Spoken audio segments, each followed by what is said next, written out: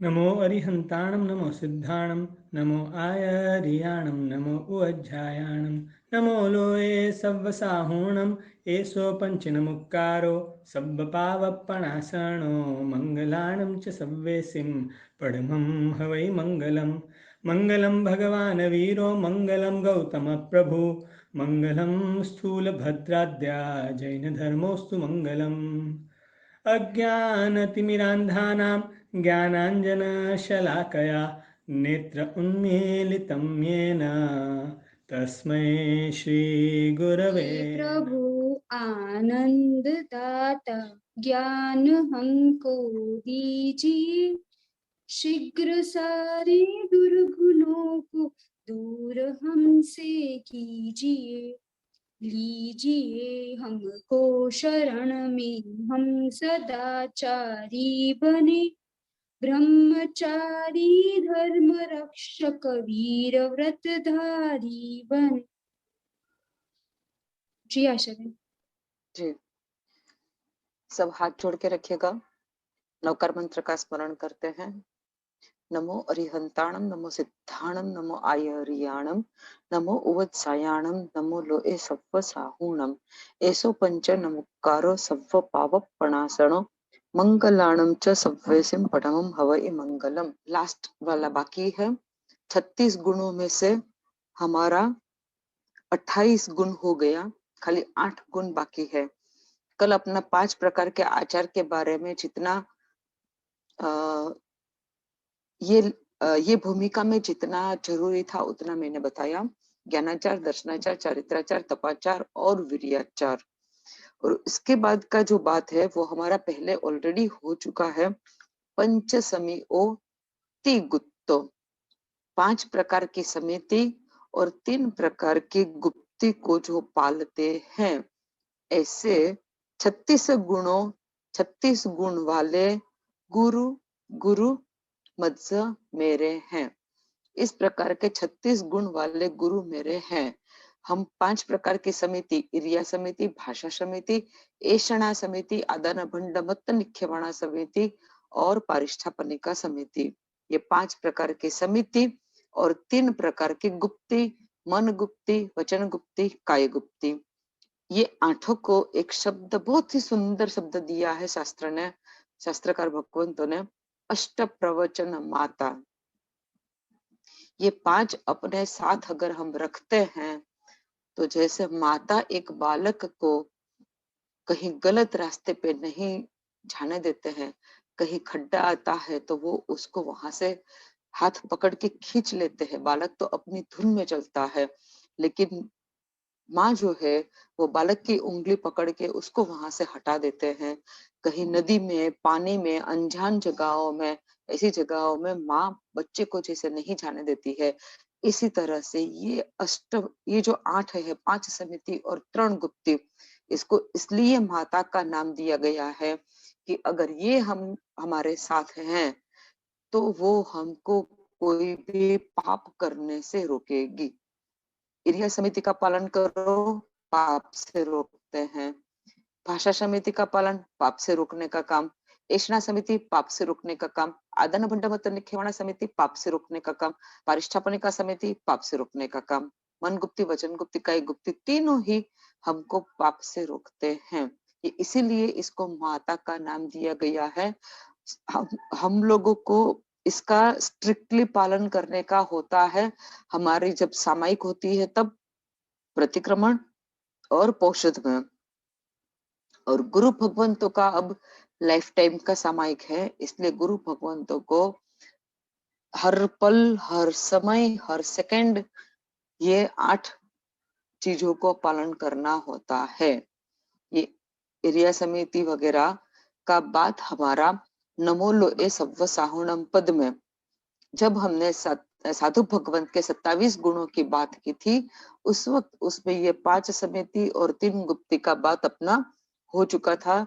इसलिए मेरे ख्याल से यहाँ वापिस वो चीज का रिवीजन करना खाली ये होगा, सबको एक्स्ट्रा हो जाएगा।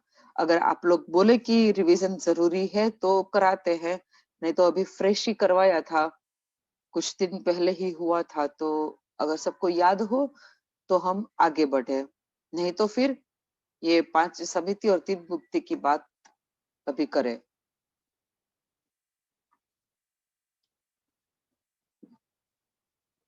ओके, आगे बढ़ते हैं फिर। यहाँ पे आज अपना पंचेंद्रिय सूत्र कंप्लीट हुआ। ऐसे 36 गुण वाले हमारे गुरु है। हमको गुरु के अंदर में कोई भेदभाव नहीं करना है, और ये एक आइडियल जो गुरु होते हैं उसकी ये बात है। जैसे हम जब स्थापना करते हैं तब हम सीधे सीधे सुधर्मा स्वामी की स्थापना करते हैं। जो महावीर स्वामी भगवंत के 11 गणधर हुए थे, उसमें से 5th नंबर के गणधर भगवंत, जिनका नाम सुधर्मा स्वामी है, उनकी हम डायरेक्टली स्थापना करते हैं। और हम ऐसे बोल सकते हैं कि हमारी सभी क्रिया आराधना सुधर्मा स्वामी की निश्रा में होती है, क्योंकि हम जो गुरु भगवंतों के पास जो ठावनी होती है, जिसके ऊपर में 5 भगवान रहते हैं, उसमें भी सुधर्मा स्वामी की स्थापना होती है। और जो हमारे पास नवकार मंत्र पंचेंद्रिय वाला स्थापनाचार्य जी होता है, उसमें हम ऐसे नवकार और पंचेंद्रिय भूल के जो गुरु भगवत की स्थापना करते हैं, उसमें भी हम सुधर्मा स्वामी जी की ही स्थापना करते हैं। सुधर्मा स्वामी जी में ये 36 के 36 गुण मौजूद थे। ये सभी गणधर भगवंत में ये गुण 36 के 36 मौजूद होते हैं। उसके बाद के जो श्रुत केवली भगवंत होते हैं, उनमें भी ये गुण होते हैं। इसके बाद जो गीतार्थ गुरु भगवंत होते हैं, उसमें भी ये गुण मौजूद होते हैं। लेकिन अभी के आचार्य भगवंत जो होते हैं, उसमें अगर आप एक एक चीज को अगर टारगेट करके चेक करने जाओगे तो कहीं आपको कम बेसी मिल सकता है। 11 गणधर में सुधर्मा स्वामी का इसलिए परमात्मा को जब केवल ज्ञान हुआ और परमात्मा ने दीक्षा परमात्मा की वैराग्य भर वाणी सुन के उस वक्त वहां एक के बाद एक करके जो 11 ब्राह्मण आए थे, सबसे पहले इंद्रभूति गौतम आए, फिर अग्निभूति, फिर वायुभूति,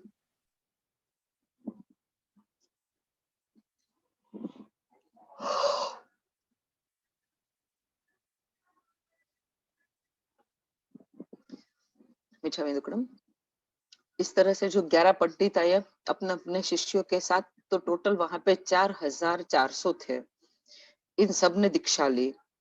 अब जैसे तीर्थंकर नाम कर्म जो बांधते हैं, निकाचित करते हैं, और वो जब देवलोक में से या नारकी में से च्यवन करके माता की कुक्षी में आते हैं, तब जैसे सुधर्मा स्वामी को सौधर्मेंद्र को पता चल जाता है कि भरत क्षेत्र में या ऐरावत में या महाविद्य क्षेत्र में इस तरह से परमात्मा अब पृथ्वी के ऊपर माता की कुक्षी में आए हैं, तो उनका पूजा वहीं से शुरू हो जाता है, जब जस्ट च्यवन हुआ होता है तब से। इस तरह से परमात्मा तो केवली भगवंत अब केवल ज्ञान के साथ है। जैसे तीर्थंकर नाम कर्म होता है, इसी तरह से गणधर नाम कर्म भी होता है। तो जितने 4400 ने जो दीक्षा ली, उसमें से 11 ऐसे थे जिसका गणधर्म नाम कर्म बांधा हुआ था, निकाचित हो चुका था। इसलिए उनको नाम देके परमात्मा आगे बुलाते हैं। एक एक को नाम देके परमात्मा आगे बुलाते हैं। समावसरण में वो परमात्मा के पास आते हैं, एक प्रदक्षिणा देते हैं, परमात्मा को पूछते हैं, भंते किम ततम, हे भगवंत तत्व क्या है। तब परमात्मा जवाब देते हैं, उपमेय इवा। वापिस दूसरी प्रदक्षिणा देते हैं, वापिस पूछते हैं सेम सवाल, भंते किम ततम, हे भगवंत तत्व शू छे, तत्व क्या है। परमात्मा बोलते हैं विगमे इवा। वापिस तीसरी प्रदक्षिणा देते हैं, सेम सवाल पूछते हैं, तब परमात्मा जवाब देते हैं धुवे इवा। ये इसको बोला जाता है त्रिपदी, उपमे इवा, विगमे इवा, धुवे इवा। इसका अर्थ है उपमे इवा माने उत्पन्न होता है, विगमे इवा माने नष्ट होता है या नाश हो जाता है, धुवे इवा माने स्थिर रहता है। ये तीन जो है, इसी में ही पूरी सृष्टि का संचालन हम ऑब्जर्व कर सकते हैं। किसी भी चीज में ये रहा हुआ है, उत्पन्न होता है, नाश होता है, स्थिर रहता है। तो जब ये गणधर भगवंत को ये त्रिपदी दी गई और उन्होंने अपने परमात्मा के, और इंद्र महाराजा उस वक्त अपने हाथों में पूरा रत्न का बहुत बड़ा थाल लेके खड़े रहते हैं, जिसमें चंदन पाउडर रहता है, जिसको हम लोग पाशक्षेप बोलते हैं, सुगंधि चूर्ण रहता है। वो परमात्मा इंद्र महाराजा के हाथ में रहे हुए थाल में से वो वाशक्षेप चूर्ण उठाते हैं और गणधर भगवान के मस्तक पे, ठीक यहाँ पे आज्ञा चक्र पे परमात्मा स्पर्श करके वो डालते हैं, गणधर गणधर भगवान के मस्तक पे। फिर परमात्मा को अपनी पाट सौंपनी होती है, अपना वंश कौन आगे बढ़ाया वो देखना होता है। तो वंश कौन आगे बढ़ा सकता है, जिसकी आयुष्य लंबी होती है, वो वंश को ज्यादा आगे बढ़ाएगा। परमात्मा को केवल ज्ञान से पता है कि कौन कितना जिएगा। ये जो 11 गणधर है, उसमें से कौन पहले चला जाएगा। तो परमात्मा ने देखा, परमात्मा की खुद की हाजिरी में, परमात्मा के सामने ही परमात्मा के 9 गणधर का मोक्ष हो गया, निर्वाण हो चुका। क्योंकि गणधर भगवंत हमेशा केवल ज्ञान पामते ही है, निश्चय से। जो गणधर्म नाम कर्म निकाचित करते हैं, वो निश्चय से उसी जन्म में केवल ज्ञान पाम के मोक्ष में चले जाते हैं। तो 9 गणधर तो परमात्मा की हाजिरी में ही मोक्ष में चले गए। बाकी बचे 2, गौतम स्वामी और सुधर्मा स्वामी। उसमें भी परमात्मा ने देखा कि गौतम स्वामी भी सुधर्मा स्वामी से पहले निर्वाण को पाम लेंगे, प्राप्त कर लेंगे और मोक्ष में चले जाएंगे। इसलिए सुधर्मा स्वामी को पाट्ट परंपरा सौंपी गई। इसलिए आप जब भी अगर व्याख्यान में जाओ, तो व्याख्यान की पाठ पर बैठे हुए गुरु भगवान के मुख में से शायद ये बात निकलती ही है कि ये जो पाठ है, ये सुधर्मा स्वामी की है, जिसके ऊपर में बैठ के हम व्याख्यान देते हैं। तो सुधर्मा स्वामी का आयुष्य लंबा होने के कारण परमात्मा ने अपनी पाट्य परंपरा सुधर्मा स्वामी को सौंपी थी। इसलिए हमारी हर क्रिया सुधर्मा स्वामी की हाजिरी में, उनकी निश्रा में होती है। सुधर्मा स्वामी हमारे अंतिम गणधर में 5th नंबर, लेकिन अंतिम मोक्ष में जाने वाले थे गणधर में। सुधर्मा स्वामी के शिष्य हुए जम्बू स्वामी, और जम्बू स्वामी पूरे भरत क्षेत्र के अंतिम केवली हुए। जम्बू स्वामी के केवल ज्ञान के बाद किसी को भी केवल ज्ञान नहीं हुआ। वो मोक्ष में नहीं, मतलब जम्बू स्वामी मोक्ष में गए, उसके बाद कोई मोक्ष में नहीं गया। पाठ परंपरा का मतलब ये कि महावीर स्वामी के बाद जो पूरा चतुर्विध संघ की परमात्मा ने स्थापना की थी, साधु, साध्वी, श्रावक और श्राविका। फिर परमात्मा की उपदेश की भी बातें जो थी, जैसे 5 महाव्रत, हमारे श्रावक के 12 व्रत, जो जो जो परमात्मा ने जितनी भी देशना दी, और जिसको गणधर भगवंतों ने सूत्रों में गूंथ के 45 आगम की रचना की, वो 45 आगम के बारे में अगर लास्ट जो स्टैंप लगेगा, वो किसका लगेगा? सुधर्मा स्वामी का लगेगा, क्योंकि गौतम स्वामी भी तो निर्वाण पाम चुके थे। तो 11 गणधर में से अंतिम गणधर जो थे, वो सुधर्मा स्वामी थे। रचना भी द्वादशांगी किया था, तो 45 आगम की रचना भी तो उन्होंने ही की हुई है। 11 गणधर ने की थी, लेकिन जैसे जैसे एक एक का निर्वाण होते जाता है ना, वो अपना रचा हुआ जो आगम होता है, वो सुधर्मा स्वामी को सौंप के जाते थे। क्योंकि परमात्मा ने सुधर्मा स्वामी को जब 11 गणधर भगवंतों को वाशक्षेप दे रहे थे, तब सुधर्मा का स्वामी के ऊपर में 2 बार वाशक्षेप प्रक्षेप किया। पहली बार वाशक्षेप प्रक्षेप किया द्वादशांगी की रचना के लिए, गणधर के हिसाब से उनको स्थापित किया। और दूसरी बार वाशक्षेप डाल के परमात्मा ने जाहिर किया, घोषित किया कि मेरी पाट्य परंपरा जो है वो सुधर्मा स्वामी संभालेंगे। तो हमारे यहाँ कल्पसूत्र अगर आप सुनते हो, तो सुधर्मा स्वामी से ही पाट्य परंपरा चालू होती है। क्योंकि गौतम स्वामी की पाट्य परंपरा तो पूर्ण हो गई। गौतम स्वामी के जितने शिष्य हुए, 50,000 50,000 शिष्य हुए, वो सबके सबको केवल ज्ञान हुआ, सबके सब निर्वाण पामे हैं। तो गौतम स्वामी की तो आगे पाठ परंपरा बची ही नहीं। जैसे इसको जी, बाकी सब गणधरों को एक ही बार वासक्ष प्रदान किया था। ये हम आपको पाठ परंपरा और एक दृष्टि से समझाते हैं। जैसे एक पिता के 5 बेटे हैं, लेकिन पांचों कैपेबल एकदम बुद्धिशाली, सब सत्ताशाली, सब कुछ बराबर, लेकिन 4 का तो पिताजी की हाजिरी में ही डेथ हो गया, समझो। तो फिर पिताजी का वंश कौन आगे चलाएगा? जो बेटा बच गया है वो ही चलाएगा। तो पिता को तो अनाउंस करना पड़ेगा ना कि मेरे बाद मेरा सब कुछ, जो मेरा संपत्ति, वारसा, मेरी प्रॉपर्टी, मेरा गोल्ड, जो कुछ भी है, ये मेरा बड़ा बेटा संभालेगा। और बड़े बेटे के ऊपर में विश्वास भी था कि ये बहुत ही अच्छे से ही संभालेगा।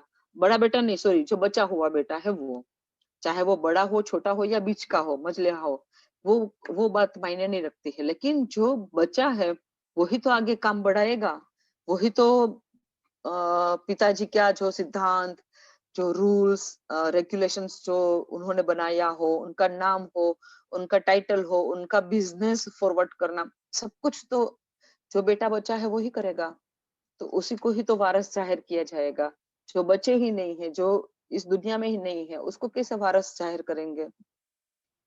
तो पाठ परंपरा माने एक प्रकार का वारस आप बोल सकते हो, लेकिन ये बहुत ही ऊंची क्वालिटी की बात है, परमात्मा की बात है, गणधर भगवंत की बात है। इसलिए यहाँ पे वारस शब्द सांसारिक परिभाषा में सही लगता है। आध्यात्मिक परिभाषा में, जैन शासन की परिभाषा में पाट्य परंपरा शब्द आती है। पाट माने हम जो ऊंची चौकी बनी हुई होती है, जिसके ऊपर में बैठ के गुरु भगवान व्याख्यान देते हैं ना, उसको बोलते हैं पाठ। वैसे और वो पाठ के ऊपर में सबसे परमात्मा के बाद सुधर्मा स्वामी का गौतम स्वामी वगैरह ने भी देशना दी, लेकिन उन लोग का निर्वाण होने के बाद तो खाली सुधर्मा स्वामी बैठे। अब सुधर्मा स्वामी का जब हो गया निर्वाण, तब तक में जम्बू स्वामी को केवल ज्ञान हो चुका था, तो जम्बू स्वामी बैठे। और जम्बू स्वामी के बाद जम्बू स्वामी का जो शिष्य बना स्वयंभव सूरी, फिर प्रभव स्वामी, सॉरी, जम्बू स्वामी के बाद प्रभव स्वामी, प्रभव स्वामी के बाद स्वयंभव सूरी। तो इस तरह से जिसके शिष्य परंपरा आगे बढ़ी, उसी की ही तो पाठ परंपरा कही जाएगी ना। गौतम स्वामी की तो पाठ परंपरा आगे बढ़ी ही नहीं, क्योंकि उसके 50,000 शिष्य थे, सबके सब मोक्ष में। और बाकी के भी वैसे ही मोस्ट प्रोबेबली परिस्थिति थी कि या तो वो मोक्ष में चले गए थे परमात्मा की हाजिरी में, या फिर उनका परमात्मा की हाजिरी थी, लेकिन सुधर्मा स्वामी के पहले मोक्ष में चले गए, ऐसे हुआ होगा। इसीलिए सुधर्मा स्वामी को पाठ परंपरा सौंपी गई, और इसीलिए हम अपनी सभी क्रियाएं सुधर्मा स्वामी के निश्रा में करते हैं। ठीक है, आज यहाँ पे अपना पंचेंद्रिय सूत्र का अर्थ, शब्दार्थ, गाथार्थ, भावार्थ सब कुछ कंप्लीट हो गया है। बात अपनी हो रही थी कि हमको अभी के गुरु भगवंतों में अगर हम ऐसे गुणों को अगर आप बारीकाई से देखने जाओगे तो उतना नहीं मिलेगा, क्योंकि द्रव्य, क्षेत्र, काल, भाव, ये 4 चीज ऐसी है जो अवसर्पिणी काल, ये जो काल चल रहा है वो अवसर्पिणी काल है। अव माने उतरता हुआ, सब घटता हुआ, इंक्रीजिंग ऑर्डर में, सॉरी डिक्रीजिंग ऑर्डर में। और जब इसका ये 6 आरे कंप्लीट हो जाएंगे और उत्सर्पिणी काल आएगा, तब सब वापिस चढ़ते जाएगा। ग्राफ जो है वो हर चीज का ऊपर जाएगा। अभी सब चीज का ग्राफ नीचे आ रहा है।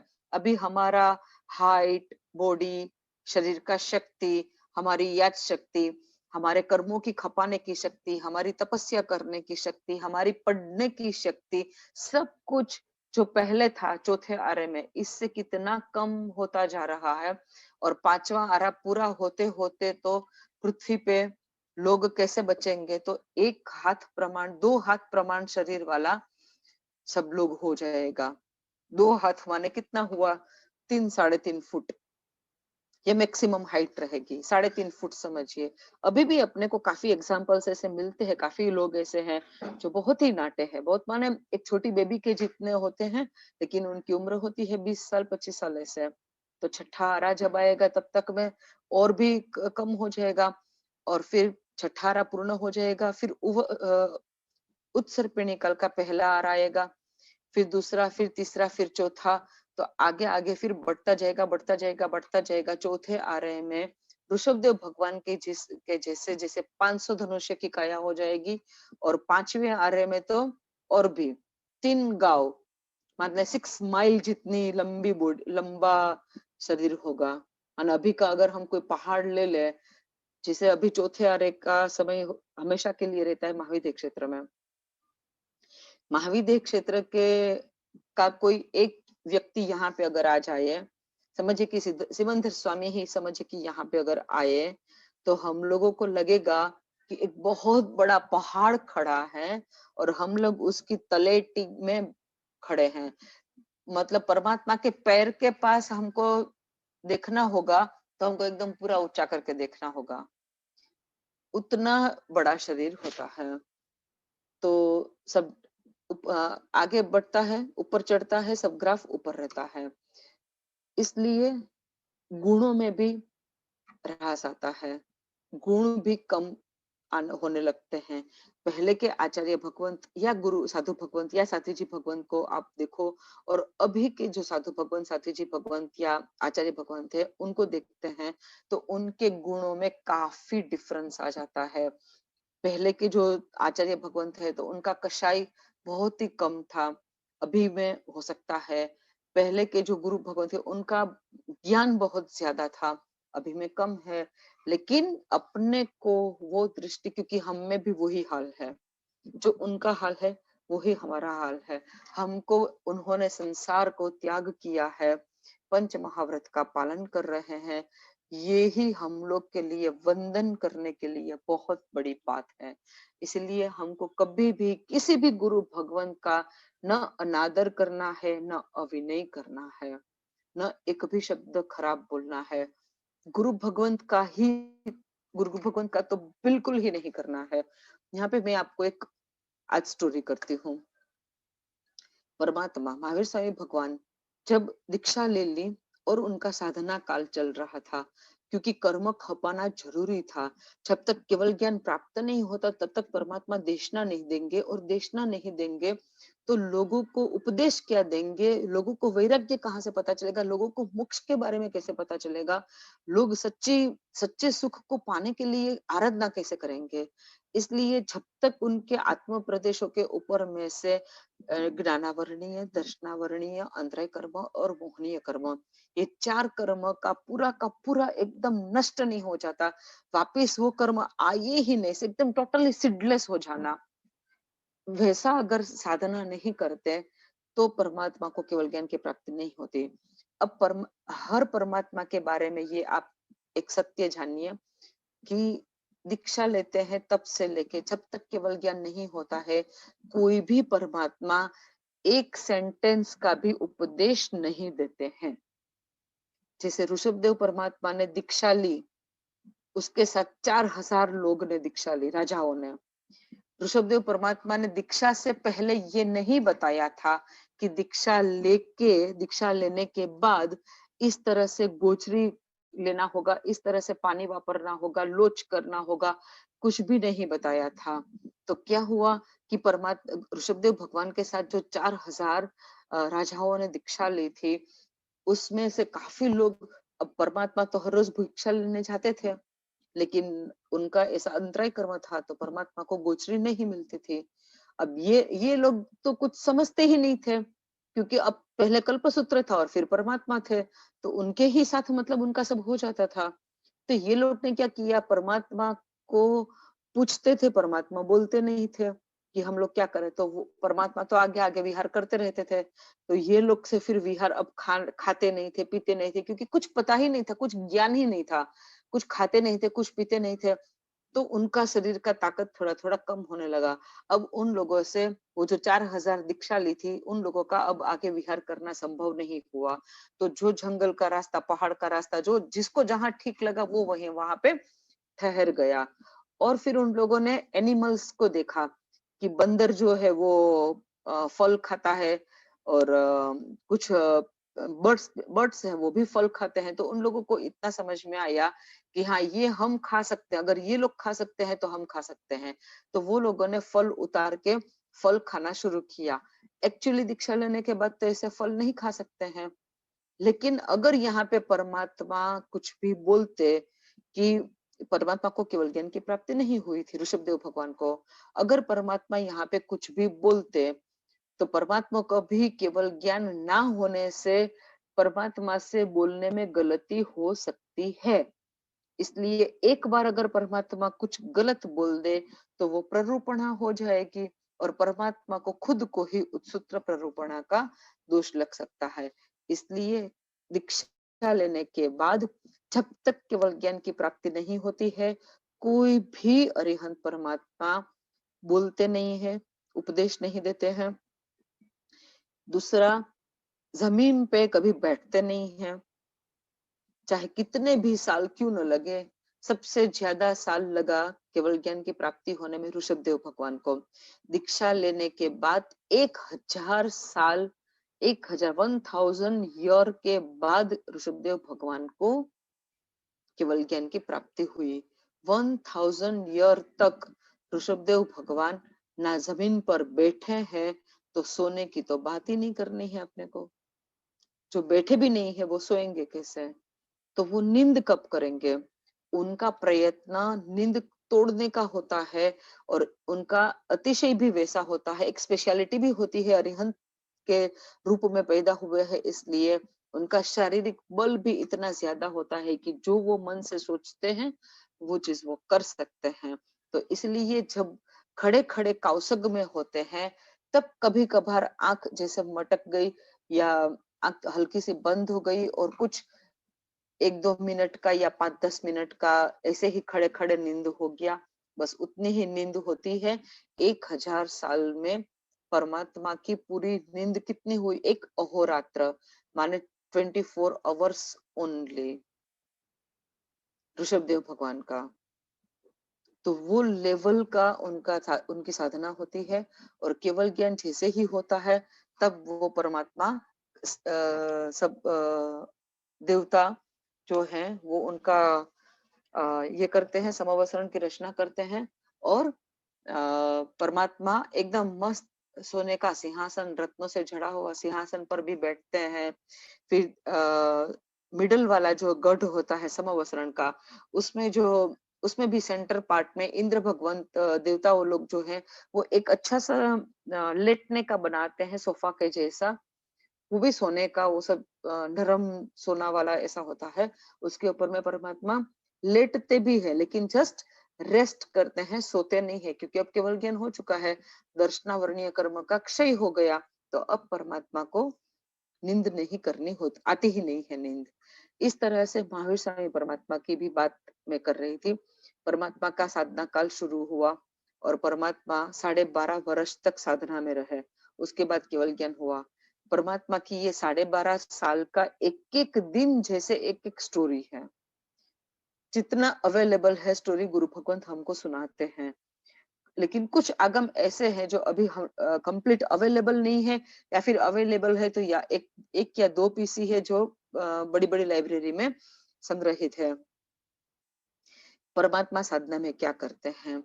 एक तो तपस्या चलती है परमात्मा को सोच के कि आज से मेरा छठ है या अठम है या 8 दिन का उपवास, 15 दिन का, 30 दिन का उपवास, 1 मास का, 2 मास का, 3 महीने का, 4 महीने का, 5 महीने का, 6 महीने का। महावीर स्वामी भगवान ने मैक्सिमम 6 महीने तक का उपवास किया है। एक तो करते हैं, और उपवास पारना जिस दिन होता है उस दिन एक ही बार गोचरी के लिए निकलते हैं। वो एक बार में अगर गोचरी मिल गई तो वो लेके जंगल में वापस आ जाते हैं। कोई भी पेड़ के नीचे खड़े रहते हैं देख के कि वो जो वहां की जमीन सही है, जीव जंतु वाली नहीं है, पारणा कर लेते हैं वापस ध्यान में। अब यहाँ पे आता है ध्यान, जो साधना में करते हैं। किस प्रकार से ध्यान करते हैं? तो जब परमात्मा अपने एक एग्जाम्पल लेते हैं। समझिए कि परमात्मा का राजगृही आप लोगों ने समेत शिखर देखा है, राजगृही देखा होगा, पावापुरी देखा होगा। राजगृही में 14 चातुर्मास हुए परमात्मा के। अब एक कल्पना करते हैं कि राजगृही नगरी के आसपास का जो जंगल वाला जगह होगा, वहां पे परमात्मा एक पेड़ के नीचे खड़े हैं और परमात्मा की दृष्टि नीचे रहती है या फिर यहाँ पे रहती है। अब क्या सोचते हैं इसमें ध्यान में, तो उनके सामने में अगर समझिए कि कोई पत्थर पड़ा है, तो वो पत्थर के ऊपर में उनका चिंतन चालू होता है कि अभी ये पत्थर है, पत्थर भी तो पृथ्वी का ही है, इसमें इतने से पत्थर में कितने जीव होंगे पत्थर के, क्योंकि जैसे नहीं अभी मेरे पास है, हाँ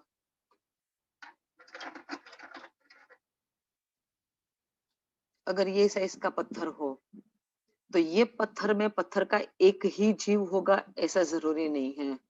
इसमें एक पत्थर में पत्थर का ही शरीर लिए हुए और भी जीव हो सकते हैं। तो एक तो इसको इसके फिर इसमें क्या क्या चेंज आता है इसके बारे में सोचते हैं। अभी ये पृथ्वी काई में है, आगे वो अपकाई में जाएगा, तेउकाई में जाएगा, वाउकाई में जाएगा, फिर ये बेइंद्रिय बनेगा, तेइंद्रिय बनेगा, चौरेंद्रिय बनेगा। लेकिन ये आत्मा को कहीं शांति मिलती नहीं है। ये आत्मा कब शांति को पाएगा और कितना जन्म लेगा और कितना भोग करेगा, ऐसी सब बातें भी सोच सकते हैं। अपने खुद के बारे में भी सोच सकते हैं, या फिर परमात्मा के सामने में समझो कि कोई गाय या बड़द या कोई कोई भी एनिमल खड़ा है, तो उसके बारे में सोचते हैं, उसकी आत्मा के बारे में। मतलब अभी का उसका जो गाय के हिसाब से जन्म है, तो उसका पहले जन्म कैसे होंगे, बाद में जन्म कैसे होंगे, ये क्या करेगा तो उसका आत्मा का कल्याण होगा, इस तरह की बातें को सोचना होता है ध्यान में, जिसको शुक्ल ध्यान कहते हैं।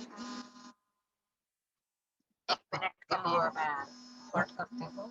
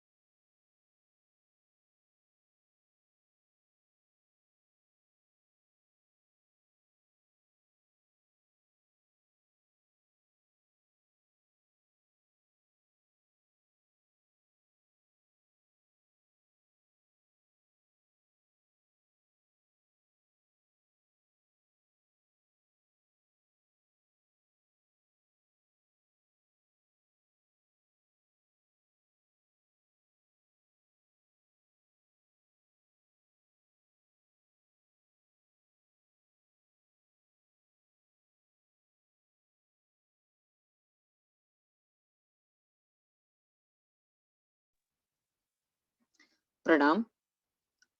तो परमात्मा का ये जो ध्यान का अपना बात चल रहा था, इस तरह के किसी भी कोई भी पुद्गल परमात्मा के सामने में जो होता है, जी परमात्मा की दृष्टि के सामने में, उसके पहले का स्वरूप, उसका बाद का स्वरूप, उसका अभी का स्वरूप, मतलब तीनों पास्ट, प्रेजेंट एंड फ्यूचर, तीनों टाइम के बारे में परमात्मा उस वस्तु के ऊपर में ध्यान देते हैं और उसका ध्यान करते हैं। ये 12.5 साल के एक एक दिन की एक एक स्टोरी बन सकती है। इसमें परमात्मा के पास एक ऐसा व्यक्ति आया जो गौशाला में पैदा हुआ था, इसलिए उसका नाम गौशालक रखा था। लेकिन उसका पुण्य बहुत ही कम था, तो उसको कहीं से भी, और ब्राह्मण था इसलिए मांग के ही खाते हैं ब्राह्मण, तो भिक्षा लेते हैं, तो उसको कहीं से कुछ मिलता नहीं था।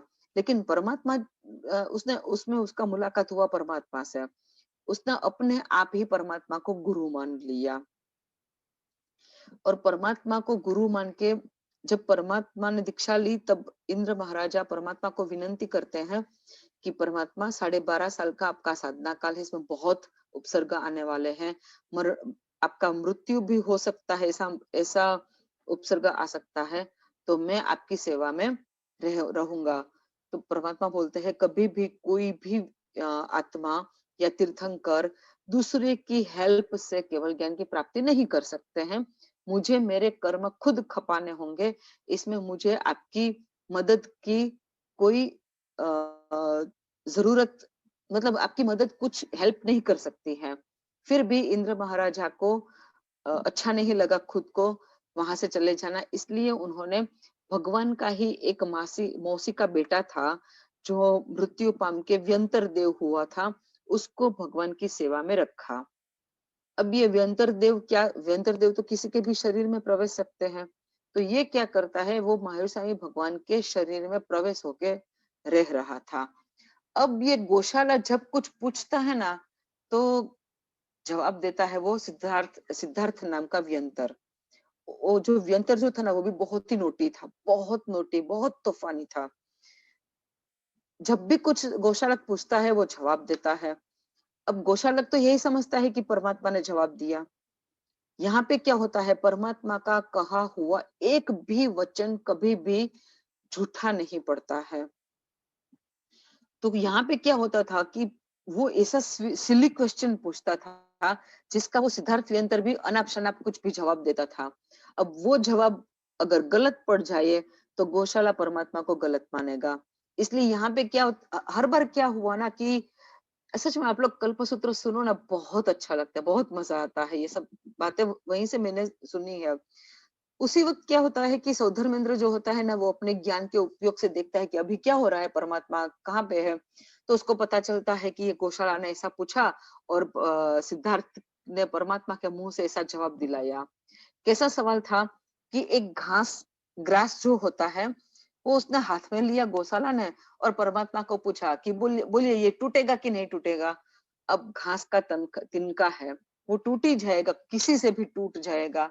अब यहाँ पे सिद्धार्थ व्यंतर ने की बदमाशी की और उसने जवाब दिया नहीं टूटेगा। जवाब तो एक्चुअली दिया सिद्धार्थ व्यंतर ने, लेकिन फिर क्या होगा कि परमात्मा बोले हैं। तो गौशाला सोच में पड़ गया कि ये कैसे हो सकता है, ये क्यों नहीं टूटेगा।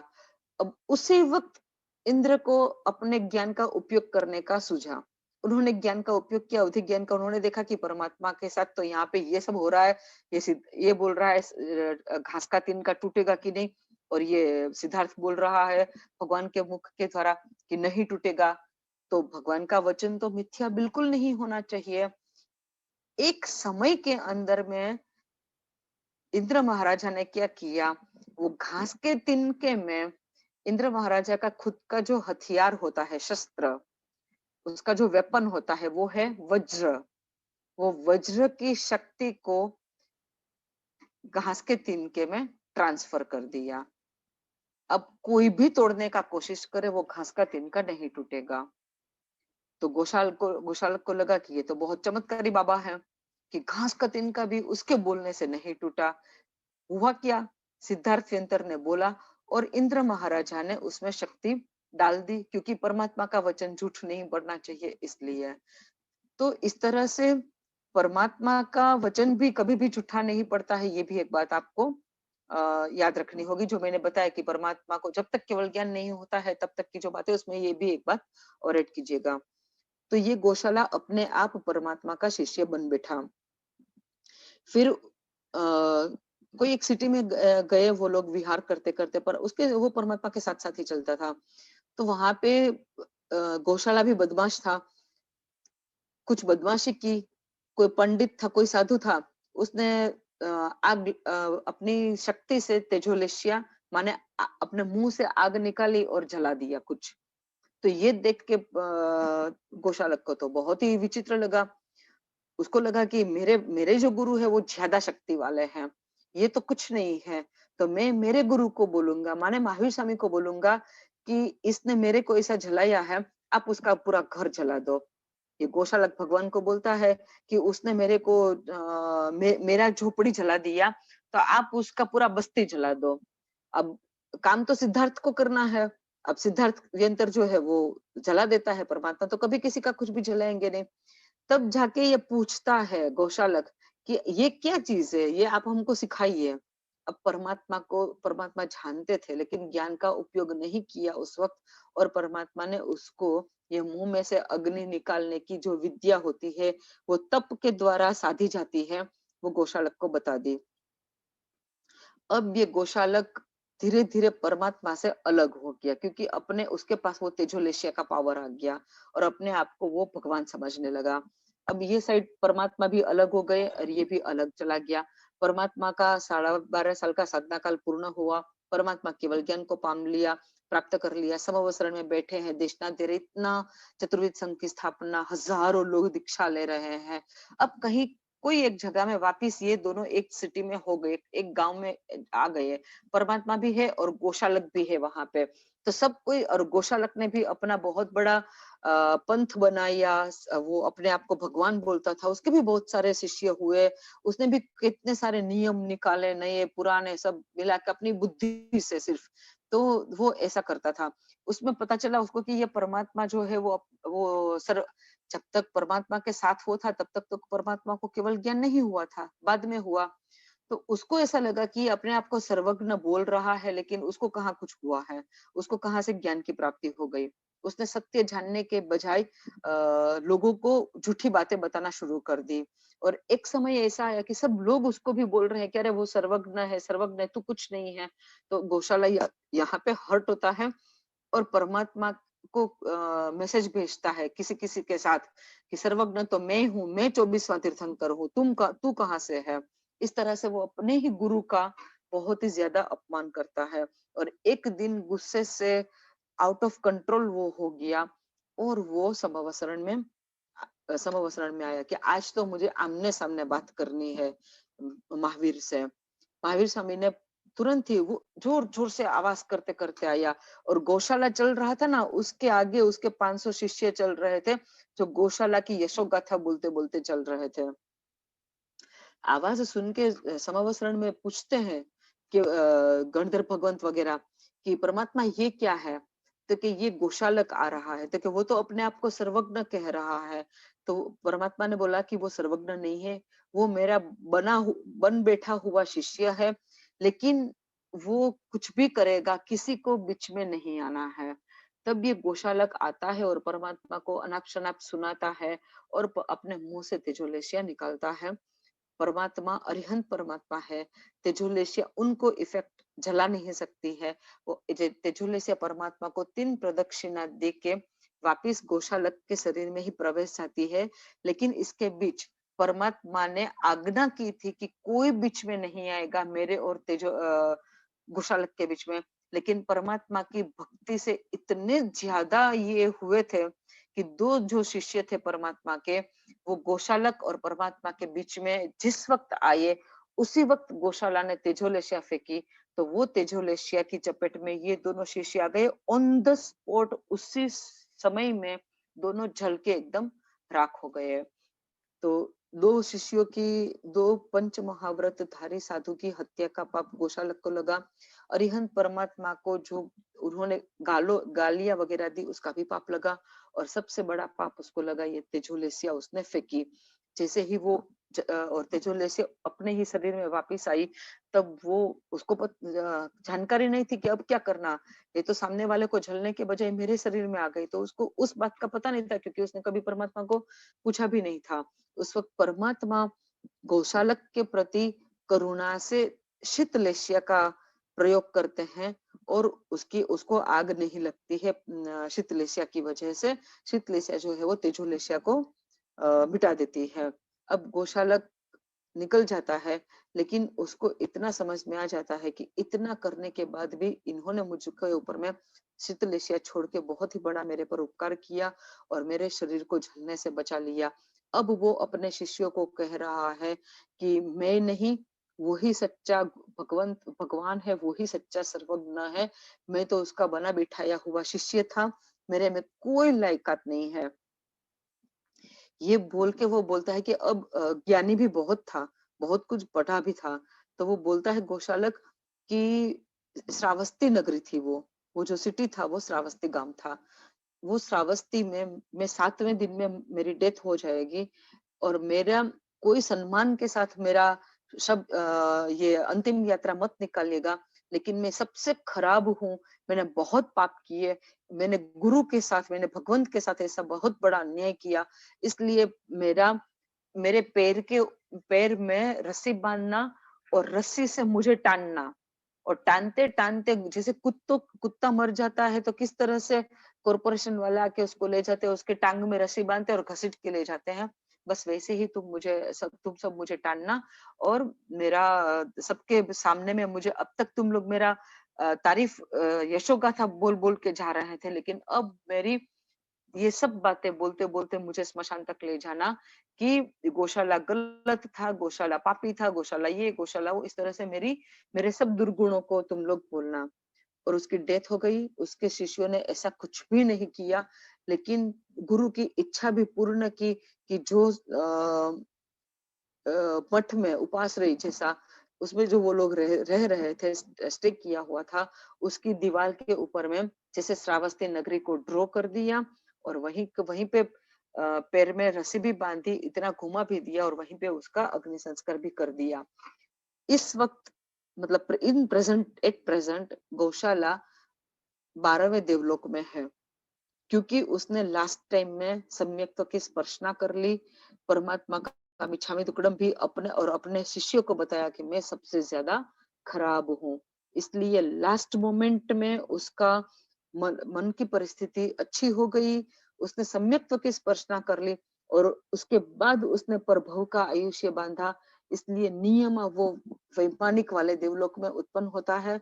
अभी वो 12वें देवलोक में है, लेकिन वो देवलोक में से निकल के वो सबके सब योनि में जाएगा, एकेंद्रिय में भी जाएगा, नारकी में सातों की सातों नारकी में जाएगा। मतलब जैसे मैंने अभी कुछ देर पहले बोला था अवसर्पिणी काल और उत्सर्पिणी काल, ऐसी अनंत अवसर्पिणी और उत्सर्पिणी काल तक वो संसार में ही भमते रहेगा, उसका मोक्ष नहीं होगा। लेकिन सम्यक्त्व की स्पर्शना हो चुकी थी, इसलिए उसका मोक्ष तो निश्चित है। जिस वक्त वो उसका सब पापों को वो भुगतते भुगतते खत्म होगा, तब वो उस आदमी बनेगा, जैन धर्म को पामेगा, दीक्षा भी लेगा और केवल ज्ञान की पामेगा। उस दिन केवल ज्ञान पाने से वो जो सबसे पहली देशना देगा गौशालक, वो सबसे पहले ये बात बोलेगा कि मैंने इतने अनंत समय पहले जो 24वें तीर्थंकर महावीर स्वामी हुए थे, उनके साथ मैंने इतना खराब किया कि जिसकी वजह से मैंने इतने पाप बांधे कि अनंत समय तक, अनंत काल तक मुझे संसार में भटकना पड़ा। तब जाके इतने पापों को सहने के बाद, दुखों को सहने के बाद आज मेरे को केवल ज्ञान की प्राप्ति हुई है। इसलिए कोई भी कभी भी किसी भी गुरु भगवंत की इतनी सी भी निंदा ना करे। मेन पॉइंट मुझे ये बताना था और इसलिए मैंने ये गोशालक की और महावीर स्वामी की आपको वार्ता बताई, क्योंकि केवल ज्ञान पामते ही लोग तब है जब उसके मन में किसी के भी प्रति कोई राग और कोई द्वेष नहीं बचता है, किसी भी प्रकार का, किसी भी के ऊपर। अब वो चाहे लिविंग थिंग्स हो या नॉन लिविंग थिंग्स हो, किसी भी चीज के ऊपर में जब राग या द्वेष नहीं रहता है, तब जाके केवल ज्ञान होता है। अब केवल ज्ञान में उनको दिखता है कि मेरा तो ये हुआ था, इतने अनंत समय पहले मैंने ये किया था, तो तुरंत सबसे पहले वो ही बोलते हैं देशना में, बाकी कोई वैराग्य की बात नहीं करते हैं, लेकिन सीधा सबसे पहले अपनी कहानी बताते हैं और भार पूर्वक, मतलब एकदम स्ट्रोंगली वो बताते हैं उस वक्त जो सामने में जितने भी लोग देशना सुनने के लिए आते हैं उनको, कि कभी भी गुरु भगवान की इतनी सी भी निंदा नहीं करनी है। हम लोगों को भी ये बात एकदम स्ट्रोंगली याद रखनी है कि हम लोगों को कभी भी किसी भी गुरु भगवंत में कुछ भी खराबी अपने को ऊपर से देखने को भी मिले या शायद अंदर से भी पता चले, कांटेक्ट बढ़े, आप ज्यादा टाइम स्पेंड करो गुरु के साथ और आपको धीरे धीरे कुछ पता चले, तो भी तब भी हमको ऐसी एक भी बात उनके बारे में किसी और को नहीं बतानी है जिसको निंदा कहा जाता है। उनके गुण है वो बताओ, लेकिन क्योंकि ये एक समय का स्वभाव है कि वो हीन कक्षा का अभी आ रहा है सबका। तो अभी किसी भी गुरु भगवंत में हमको टॉप लेवल का जो सुधर्मा स्वामी का आइडियल जो हम बोलते हैं वो लेवल का गुण नहीं दिखाई देंगे। तो हमको किसी की भी निंदा नहीं करनी है। और जैसे गुरु भगवंत के फील्ड में हम जब एंटर होते हैं, तब हमको उनका भरपूर विनय और विवेक संभाल के करना है। और जब हम संसार के फील्ड में है, तब भी हमको हमारे साधर्मिक का, हमारे परिवार का, हमारे एल्डर्स का, यंगर्स का, सबका ऐसे ही औचित्य का पालन करना है। अगर हम हर जगह में औचित्य का पालन करेंगे, हमारी रिस्पॉन्सिबिलिटी के हिसाब से, हमारी मानव ह्यूमन बीइंग के हिसाब से भी हमको सबके साथ एक सौहार्दपूर्ण व्यवहार करना चाहिए, मैत्रीपूर्ण, प्रेम पूर्ण, भावपूर्ण ऐसा व्यवहार हमारा होना चाहिए। अगर हम इतने सरल बन जाएंगे कि हम सबके साथ बहुत ही अच्छे से और प्यार से रहेंगे, तो ये सरलता का गुण हम में ऐसा खिलेगा कि अगले हर जन्म में हमको वो गुण मिलेगा, और वही गुण हमको मोक्ष भी निश्चय से दिलाएगा। क्योंकि मोक्ष के लिए सबसे ज्यादा जरूरी है सरलता, या सम्यक्त्व भी आप बोल सकते हो, क्योंकि सम्यक्त्व सरलता से ही मिलेगा। जैसे ही सरलता आएगी, सम्यक्त्व की प्राप्ति होगी। जब तक माया है हृदय में, कपट है, कूड़ कपट है, जैसा है वो ही दिखाना नहीं है, ऐसा जब हमारा किसी भी चीज में हमारा वर्तन हो जाता है, तो हमको यहाँ पे सरल नहीं हम होते हैं, और तो हमको सम्यक्त्व की प्राप्ति नहीं होगी। और सम्यक्त्व की प्राप्ति नहीं होगी तो मोक्ष तो बिल्कुल नहीं मिलेगा। ये 2 सूत्र में आप लोगों को काफी कुछ दिया गया है। जीव दया के बारे में, जीव की हिंसा ना हो इसके बारे में बताया गया। झूठ नहीं बोलना, बिना पूछे किसी की वस्तु को यूज भी नहीं करना, चाहे वापिस ही दे देनी हो तब भी यूज भी नहीं करना। किस तरह से ब्रह्मचर्य का पालन करना, हमारी वस्तुओं के ऊपर में हमारा आसक्ति नहीं होना, और हमारी जरूरियात की वस्तु ये जितनी हो उतनी ही रखना, उससे ज्यादा नहीं रखना। ये बातें भी हुई। फिर हमारे को क्रोध, लोभ, मान, माया, वो सब भी हमको धीरे धीरे हमसे उसको अलग करना है। वो सब हमारे ऊपर में हावी होके बैठे हैं, अब हमको उनके ऊपर में हावी होके बैठना है। अब तक हमारा मन हमको नचाता था, अब हमको मन को नचाना है। आयम्बिल की ओली, शाश्वती ओली जिसको बोला जाता है, चैत्र मास की ओली, वो नजदीक आ रही है। 3 दिन बाद 19 तारीख से स्टार्ट होगी। जिस किसी से भी 9 दिन का आयम्बिल होता है, वो 9 दिन का आयम्बिल जरूर करें। 9 दिन सेवा पूजा कंपलसरी, प्रतिक्रमण कंपलसरी, और प्रतिक्रमण कंपलसरी होने से आप अगर आयम्बिल नहीं करते हो तो चौविहार तो कंपलसरी हो ही जाता है। अगर आप चौविहार करते हो तो ही प्रतिक्रमण करने का हक है। अगर चौविहार माने वो भी सूर्यास्त से पहले, सनसेट से पहले अगर हमारा खाना पीना कंप्लीट हो जाता है, चौविहार का पचखान लेते हैं, तो ही हमको प्रतिक्रमण करने का अधिकार है। जिससे जो बन सके वो जरूर करना है।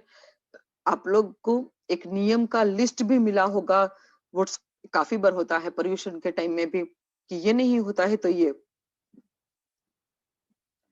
और कुछ नहीं होता है।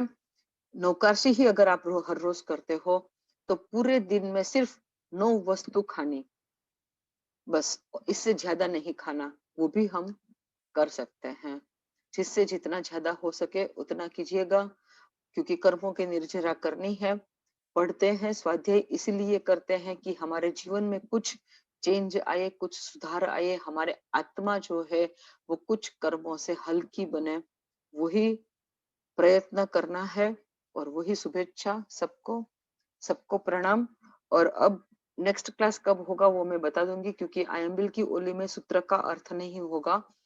और मेरा अगर स्टेमिना रहा ओली करते करते, तो कुछ स्टोरी वगैरह के साथ, जैसे श्रीपाल राजा का ही स्टोरी आएगा इसमें, तो वो भी कर सकते हैं। अगर मेरा हम भी कंफर्टेबल होंगे तो हम बता देंगे कि नेक्स्ट क्लास, जैसे आज अब हम लोग ट्यूसडे और थर्सडे करते हैं ना क्लास, तो हम मंडे को बता देंगे कि ट्यूसडे का क्लास होगा कि नहीं होगा। ठीक है, सबको प्रणाम, सब शाता में रहिएगा, सबको जय जय। सर्वथा सहु सुखी थाओ, पाप ना कोई आचरो, राग द्वेष ति मुक्त थईने, मोक्ष सुख सहु जगवरो। सर्व मंगल मांगल्यम, सर्व कल्याण कारणम, प्रधानम सर्वधर्माणाम, जैनम जयति शासनम।